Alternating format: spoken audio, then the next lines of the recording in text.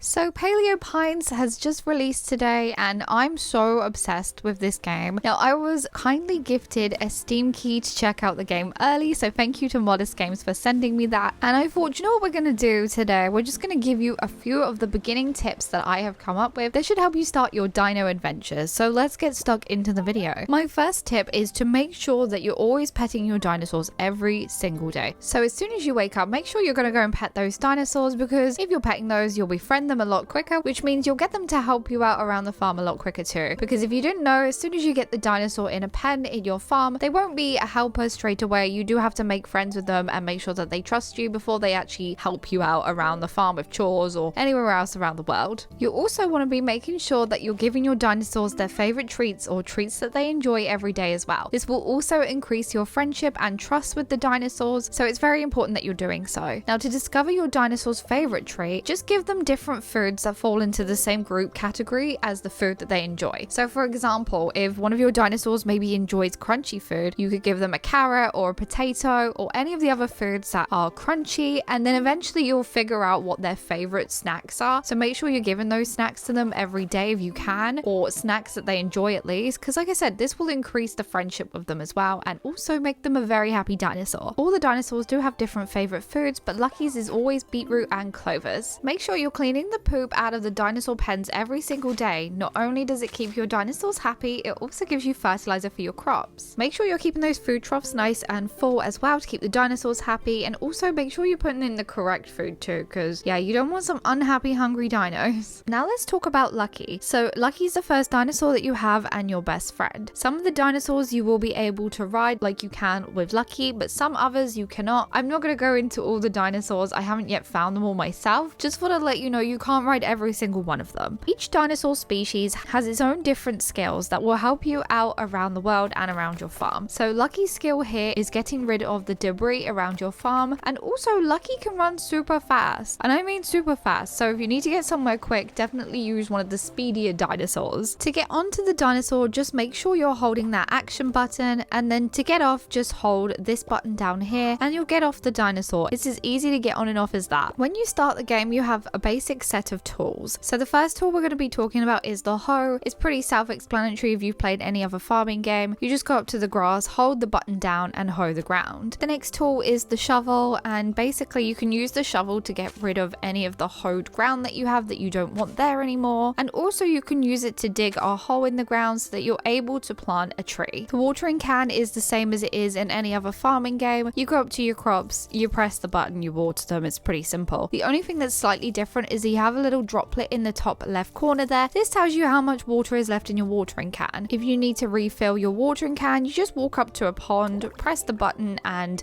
fill up your watering can, and there you go, you're ready to go with a full can again. Behind your house you'll find a little wooden crate that you have to repair. It's pretty easy to do. This will then turn into your firm composter. This will give you firm fertilizers, so make sure you fix this up and get your fertilizers going. All you need to do is put weeds in here and it will make the fertilizer for you. Putting down seeds is super easy in Paleo Pines. You just walk up to the little hoed plots and just chuck the seeds down. It's as simple as that. You also do exactly the same for the fertilizer. Just be sure to check your journal to see which of the crops use which fertilizers and which season they also grow in, but we'll talk about the journal next. I would say one of the most useful tools in this game is definitely your journal. You're going to be using it so much. You can use it to quickly analyze your dinosaur. You can check out their diet, their favorite treat types, a little bit about how they're feeling, also their stamina and how much they are friendship wise with you. And if you do click the action button, it will take you to a more informative page. This will show you who is in Lucky's pen, what type of dinosaur Lucky is, the care information, favorite treats, colors, if they're a rare coloration of dinosaur, and you can also add your own cute little note right at the bottom there. It's very cute. There's also another page in the journal about dinosaurs. It's more so about the species rather than the dinosaur that you actually have living on your farm. So yeah, definitely make sure you're checking it out, because it will tell you the size of their pen, if they're a social animal, their friend call, their treats, diet, all that good stuff, and their skills. So make sure you're reading this thoroughly. And they've also got a little bit of a bio underneath their profile picture, which I love reading. It's just adorable. The journal can also be used to check on your crops. So you can check what stage of growing they're at, what crop crop is growing there, also their growth, so if they've been watered and they're in the right biome, the season they best grow in, also the fertilizers that they need. So it will tell you which type of fertilizers you need for each crop, which I find super handy because I don't normally remember stuff like this. The journal is also used to identify things in the outside world, such as different berries or mysteries that you find. Also, it can be used around the farm to see what these different items are and what dinosaur skills you need to be able to get rid of these. So that's super handy because obviously you don't always know straight away. Inside the journal, you'll also have a today page, which tells you the time, the weather, the season, the date, and also on the right side, it will tell you if any jobs need doing around your farm. So as you can see, I have one crop that needs watering. Also, it tells you how many of the dinosaurs are your helpers, friends, or just residents. So it's a very handy page to keep an eye on and check every single day. Here is the community tab, which will tell you all the NPCs that you've currently met in the game. So it will tell you the NPC's name, what their job role is, what their relationship level is with you, the day of their budding day, which is pretty much like their birthday, what dinosaur companions they have, and also the locations that you can find them in. The next page will just contain some of the recipes you have. Cook these and give these to NPCs on their budding day. So yeah, make sure you're cooking some of those up. The next page is your collection. You'll find all the little collective things that you have found around the world on your adventures in the Dinosaur Valley. This page will show you the season that you're in and the fruits or things that you can collect from around the world. So make sure you're collecting these. It also gives you a lot of information about the item that you're picking up, or vegetable, plant, whatever you're picking up. It tells you all about it. So make sure you're reading that too. We then have our dinosaur species page. We have our dinosaurs on our farm page and the today page, which we've already been through those. The next one we have is the little quest tab. So here you'll find all your quests that you've recently completed and ones that you have currently going on. And then the last page is your calendar. So this gives you all the little dates of the budding days for all of the NPCs and just important dates in general. Pressing up on the D-pad will bring up your map. So here's your little map. Also, you can see the little red ring at the bottom on top of my farm. That will move as you move around the map. So that's like your little cursor, which I thought was really cute because it looks like a little pen drawing. You can move things around in your inventory just by holding the action button and moving them around just like that. It's as simple as that. I know that's something very important to some of us and it's very important to me, so I'm glad I know. Going up to your house allows you to access your storage, your wardrobe, your diary to save the game, and your bed so that you can go to sleep and save till the next day. When you wake up every day, you'll get a small little part of your journal appear in the top left corner. This will tell you the season, the day, if it's someone's budding day, and also what the weather will be like. When your crops are grown, you don't just get one of each crop. I planted some potatoes here, and as you can see, I picked up a whole bunch of potatoes in one big go. This obviously also depends on if you put fertilizer on the crops. That means you'll get even more or better quality vegetables. So make sure you're fertilizing them and make sure you're growing and selling those crops because you're going to get more than just one per plot. Also make sure that you are weeding your crops. This will help with growth. But yeah, just make sure you're tending your farm every single day like you should do in a normal farming sim. Make sure that you're exploring the world every single day. When you're exploring, you will find herbivore food scattered around the world, so make sure you're picking that up. You don't find too much, but it's worth it, you know, every little helps, of course. Don't worry if you feel like you haven't found enough and you're running out. You can buy some extras from the town, so don't worry. You can't always collect things while you're on your dinosaurs, so make sure that you are getting off and exploring on foot as well. Here I found some clovers, so I'm going to be picking those up because I know they're Lucky's favorites. Also, I can sell them and use them for crafting other things as well. A good sign that there's something there that you can pick up is it normally has little sparkles around it. So if you see these sparkles, be sure to get off your dinosaur, go check it out and grab what is ever sparkling. Also,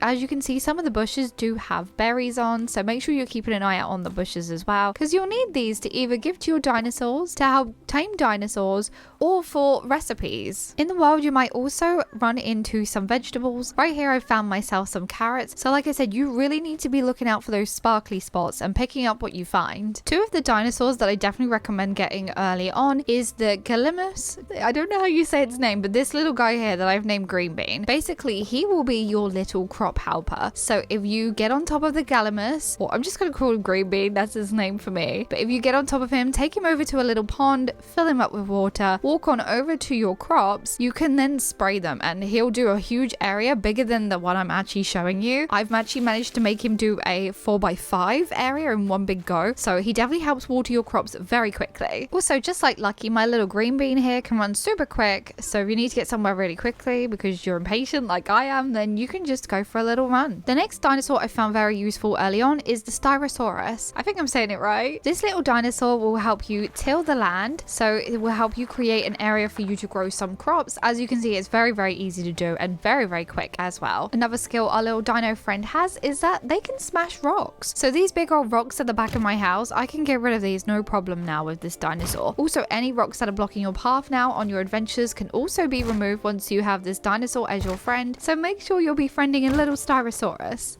Try to use most of your dinosaur's energy up every single day because they will be leveling up. Green Bean here has just leveled up because I've been running around, but also will be gaining experience when I'm using them for their other skills, such as watering my crops or for the Styrosaurus, smashing rocks or tilling. So make sure you're using your dinosaur's energy every day because, like I said, it will be increasing that experience and therefore giving them more stamina as well. A very important tool you'll also be using on your journey is the flute. You'll need the flute to engage with the dinosaurs by playing their songs or by communicating with them by telling them to wait or go somewhere else. So the flute is very important. To get a wild dinosaur's attention, make sure you're tapping those red circles and it will yahoo the dinosaur. They will come running up to you and then they will play their little song. You can either tap the purple button to see them later, and you can see there's also a friend call there and they're currently playing the friend call. So you have to match the symbols that they play. They're kind of like little bubbles, and the longer you hold the bubble down, the bigger the bubble will be. There are 3 different sizes to the little bubbles, so make sure you're pressing the right one for the dinosaur. If you do press the wrong size or wrong color, don't worry, the dinosaur will shake his head, so you'll soon know about it. If you get the correct notes though, the dinosaur will slowly move towards you until you have played the whole of their friend call correctly, and then you'll have this little close-up here, and then you'll have the option to feed them, soothe them, or try to befriend them. Now you can see the little meter in the bottom right hand corner. This is how the dinosaur is feeling. So if it's in the red on the left side, it's sleepy, it's gonna get bored. The right side, it's too excited, it's gonna run away. Now your best bet is to try and get as close to that inner green piece as possible. To do this, you need to try and guess what the dinosaur's favorite snack is. So as you can see here, I'm offering a potato, which is a crunchy snack, and I'm hoping this dinosaur enjoys a crunchy snack, and that they do. There you go, they do. So now we're in the green. So you can see that there is no option at the moment for me to befriend this dinosaur, and that is because I have no pop-ins on me. So we're just going to leave the dinosaur alone, go grab some pop-ins, and then come right back. So I'm back with some pop-ins, and as you can see, we have found a different colored dinosaur. Around the valley, you'll find various different colors and styles of dinosaurs, so make sure you're keeping an eye out for some of the rarer ones, or any of the ones that you would love to have on your farm. Now that we've given our dinosaur the correct snacks and we are in the green, we're going to offer a pop-in. So I have a crunchy pop-in because I know this dinosaur species likes crunchy food. So let's see if our new little friend will take it. Oh, there you go. So now this dinosaur trusts us, so we can take them back to our farm. We also get to name the dinosaur as soon as it trusts us, so I'm just going to name this one Sweetberry because I don't know what else to call it. So because I already have a biggish pen already set up, we're just going to move Sweetberry into here. Now do bear in mind that not all dinosaurs will be happy with their pen completely. Some of them prefer other biomes, but as long as you're giving them a little place to sleep by putting these crystals down and then building the sleeping den, the dinosaurs should be pretty happy. Also keep it clean, give them pets, give them food, all that stuff that dinosaurs love. So we need to add wood, fiber, dandelion, and clover to complete this sleeping patch for Sweetberry. And there we go, just like that, we have a small valley sleeping patch ready for Sweetberry to sleep in. So it still says that Sweetberry needs a pen. Easy fix. All you need to do is get your flute out, get Sweetberry's or your dinosaur's attention, and as you can see, it says this is your home. So you want to play the 3 blue notes and say this is your home, and there you have it. Your dinosaur is officially moved in, whether it's crowded or not. Because the dinosaur is feeling a little bit crowded in Lucky's pen, we're going to make them their own. So the building is very, very easy. You get this top-down bird's eye view. You just put down the fences and just put it on the ground. while I just grab some extra pieces of fence from the other side and change this a little bit, I will explain to you that picking things up is super easy. You just hold down the bag button and it will pick the item up and put it in your inventory. You can also do this with any of the sleeping patches. You can pick those up, and also your pond. So if you want to move your little pond that's on your farm closer to your crops, you can just pick it up and move it. You need to move a sleeping patch, you can also pick that up and move it. There's a lot of freedom to moving everything around, which I super like that. Just a little bit of advice though, make sure that your pen does contain a gate. So do leave one of the fence pieces missing so that you can put a gate in, because you will need to get your dinosaur in and out that way. Every day, make sure you're visiting Pebble Plaza. Make sure to talk to all the NPCs every single day. Also check out what they're selling or custom orders. Marlo here sells fences, gates and troughs, so make sure you're picking those up, especially if you plan to have a lot of dinosaurs early on in the game. While you're here, make sure to accept any of the quests on the town board. These will be an easy way to make shells in the beginning of the game, and sometimes they'll give you some awesome stuff such as saddles,